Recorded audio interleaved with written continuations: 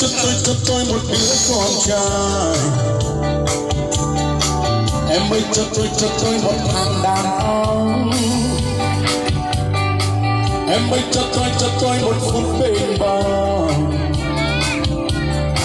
Em ơi cho tôi một thằng con trai.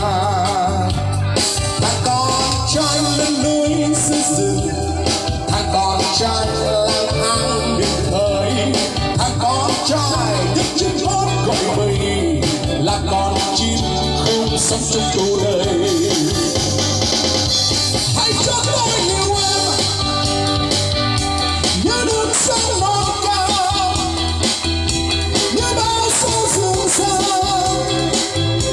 Thằng đàn ông yêu em sống như con tiên.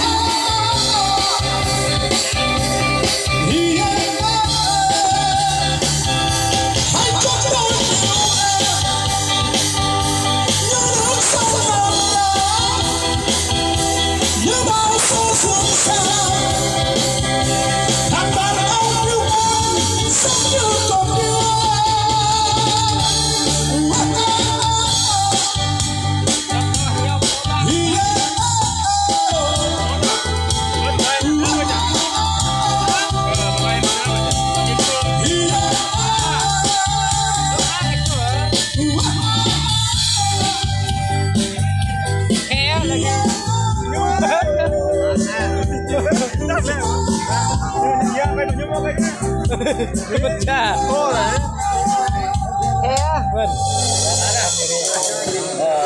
Kính thưa quý vị, như vậy là clip đã trình bày một ca khúc rất là ý nghĩa dành tặng cho cô dâu chú rể trong ngày cưới cùng với tất cả quý vị đang thực hiện tại ở đây. Và bây giờ kế tiếp chương trình chúng ta sẽ chào đón một người anh rất là cá tính.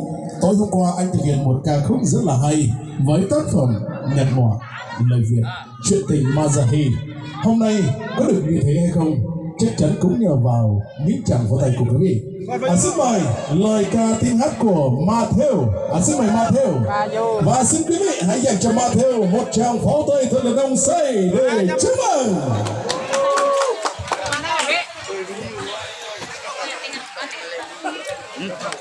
Wih, Han Vinh là lên. Wow. Nhát ra ngoài. Ân nó lỏ á. Nhát ra ngoài nhà này đưa đi. Hello, chào MC, chào quý khách đây. Kita nháp được.